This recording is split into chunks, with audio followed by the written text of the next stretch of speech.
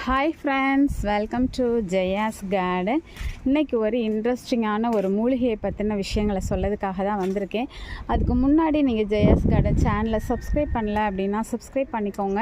அப்படியே பக்கத்தில் இருக்கக்கூடிய பெல் ஐக்கானை ஆல் ஆப்ஷன் போட்டு வச்சுக்கோங்க. இந்த பார்த்தீங்களா, இந்த மூலிகை பற்றி தான் உங்ககிட்ட பேச போகிறேன். இந்த மூலிகை நம்ம வீட்டில் தன்னால் தான் முளைச்சிது. தன்னால் முளைச்சாலும் இதை நம்ம பாதுகாத்து வளர்க்க வேண்டிய ஒரு மூலிகை.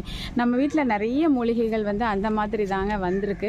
ஸோ அதை பற்றி தெரிகிறனால நான் எடுத்து உடனே பாதுகாப்பாக வச்சிருவேன். இதில் பிடுங்கி கூட நடமாட்டேன். நட்டால் அது ஏதாவது ஆகிடுமோன்னு சொல்லி எந்த செடிக்குள்ளே நடுதோ அதில் ஏற்கனவே இருந்த பழைய செடியை தாங்க பிடுங்கி வேறு பக்கம் வச்சுடுவேன். அந்த அளவுக்கு நம்ம மூலிகைகள் பாதுகாக்கப்பட வேண்டியது. அதனால தான் நம்ம ஜெயாஸ் கார்டனில் அழிஞ்சு வரக்கூடிய காய்கறிகளாக இருக்கட்டும், மூலிகைகளாக இருக்கட்டும், நம்ம நிறைய இலவசமாக ஷேர் பண்ணிக்கிட்டு இருக்கோம். காரணம் எல்லாமே பரவலாக்கமாகணும் விதை அப்படிங்கிறதுனால. இப்போ அதோட மருத்துவ பயன்கள் பற்றி நான் உங்ககிட்ட சொல்லலாம்னு நினைக்கிறேன். அதை பற்றி நீங்கள் தெரிஞ்சுக்கிட்டீங்க அப்படின்னா நீங்களும் இதை பாதுகாக்க ஆரம்பிச்சிருவீங்கங்க. இதோட பெயர் கல் உருக்கி, சர்க்கரை வேம்பு, சரஹொத்தி, குதிரை கொம்பினி அப்படிங்கிற பெயர், இன்னும் நிறைய பெயர்களால் இது அழைக்கப்படுது. இது ஒரு குறுஞ்செடிங்க. நல்லா கொத்துன்னு வளரும். நம்ம இப்போ இன்னும் மண்ணெல்லாம் போடவே இல்லை. அதாவது வெறும் தொட்டி கலவைக்காக வேஸ்ட் ஆகிடுச்சு. அந்த செடியெல்லாம் பிடுங்கி போட்டுட்டோம். சரி, வேறு செடிக்காக மண்கலவை போடலான்னு சொல்லி ஒரு ஓரமாக தூக்கி வச்சுருந்தேன். இத்தினூண்டு மண் தான், அதுக்குள்ளே போய் வளர்ந்துருச்சு. இப்போ நம்ம நிறைய பாட்டும் பண்ணலை, அந்த செடியை பிடுங்கவும் இல்லை. அந்த இருக்கிற கொஞ்சோண்டு மண்கலவையிலேயே இதை நம்ம வளர்க்க ஆரம்பிச்சிட்டோம். இது சாதாரணமாக பூண்டு இனத்தை சார்ந்தது. பூ பூத்துச்சு அப்படின்னா வெண்மை நிறமாக இருக்கும். நம்ம வீட்டில் பூவெல்லாம் குட்டி பூவாக இருக்கும்.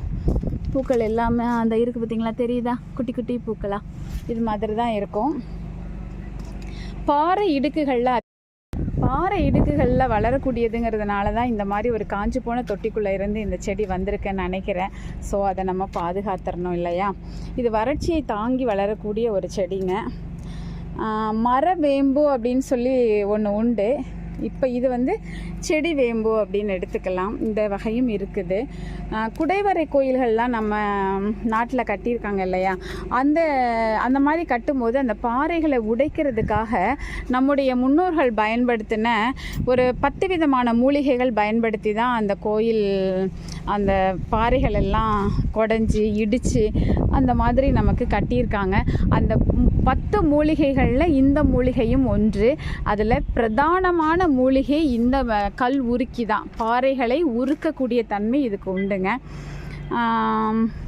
அதுக்கப்புறம் முன்னாடி காலங்களில் சித்து வேலைக்கு பயன்படுத்தியிருக்காங்க. மாய மந்திரங்கள்லாம் செய்கிறதுக்கும் இதை பயன்படுத்தியிருக்காங்க அப்படிங்கிற ஒரு செய்தியையும் நம்ம வரலாற்றில் பார்க்குறோம்.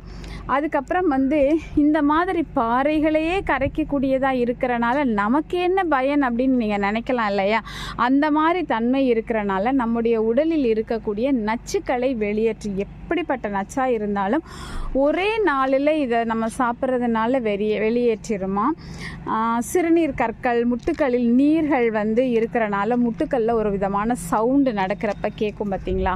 40 வயதுக்கு மேலே இருக்கக்கூடிய ஆணுக்கும் பெண்ணுக்கும் அதையெல்லாம் சரி செய்யக்கூடியது. விஷக்கடியை சரி செய்யும், இரத்தத்தை சுத்திகரிக்கும். இதை சாப்பிட்டோன்னா ரொம்ப ஒரு மாதிரி சோம்பலாகவே சில பேர் இருப்பாங்க இல்லையா, அவங்கெல்லாம் இதை சாப்பிடும்போது ஒரு சுறுசுறுப்பு தன்மையை உடனே தருமா. ஒரு என்ன சொல்கிறது, உடனே தரக்கூடிய தன்மை, அந்த இன்ஸ்டண்ட்டாகவே தருமாமா. வியர்வை துர்நாற்றத்தை நீக்கும், பிபியை கண்ட்ரோல் பண்ணும். விடாத காய்ச்சல், எவ்வளவு தான் மருந்து மாத்திரைகள் எடுத்தாலும் காய்ச்சல் விடாத தன்மை இருக்கும்ல, அதுக்கெல்லாம் இது சரியான ஒரு மருந்து. சரி, இத்தனையும் சொல்கிறையே, இதை எப்படி சாப்பிடணும் அப்படின்னா கஷாயமாக வச்சு சாப்பிடணுங்க. சாப்பாட்டில் சாப்பிட்ருக்காங்களா அப்படின்னா அப்படிப்பட்ட செய்திகள் எதுவும் இல்லை.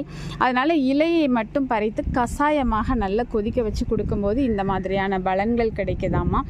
அதுக்கப்புறம் கடைகளில் உங்கள் வீட்டில் இது இல்லை, நாங்கள் என்ன பண்ணுறது அப்படின்னாக்க இலைகளை பார்த்து தெரிஞ்சுக்கோங்க. கிட்டத்தட்ட இந்த இலைகளுடைய ஷேப் பார்த்திங்கன்னா பொடுதலினுடைய இலைகள் மாதிரி இருக்கும். பொடுதலைனா தரையோடு தரையாக படரும். இது கொஞ்சம் உயரமாக வரும். அதை வச்சு கண்டுபிடிச்சிடலாம். அப்புறம் கொஞ்ச நாள் வெயிட் பண்ணிங்கன்னா அதிலேருந்து ஒரு வெண்மை பூக்கள் குட்டியோ உண்டு. அப்படி இந்த பறக்கிற அந்த கோழி பறவைகள்லேருந்து பறக்கக்கூடிய அதனுடைய ரெக்கையிலேருந்து இத்தினோண்டு பறந்து அதில் தூசி மாதிரி உட்காந்தா எப்படி இருக்கும், அந்த மாதிரி தான் வெண்மை பூக்கள் இருக்குது. பொடியாக கூட நமக்கு நாட்டு மருந்து கடைகளில் கிடைக்குது. பொடியை தினமும் கொதிக்க வச்சு வெறும் வயிற்றில் சாப்பிட்டோம் அப்படின்னாக்கா ரொம்பவே நல்லது. சரி, இத்தனையும் சொல்லியிருக்கேன்னா எது சாப்பிட்டாலும் அதுக்கு ஏதாவது ஒரு சைடு எஃபெக்ட் அல்லது ஏதாவது ஒரு தீமை இருக்கும். அதை தெரிஞ்சுக்கிட்டு தான் எந்த ஒரு மூலிகையையும் சாப்பிடணும். மூலிகை தானே, இயற்கை தானே, அதை எப்படி வேணாலும் சாப்பிட்லாம் அப்படிங்கிறது கண்டிப்பாக கிடையாது.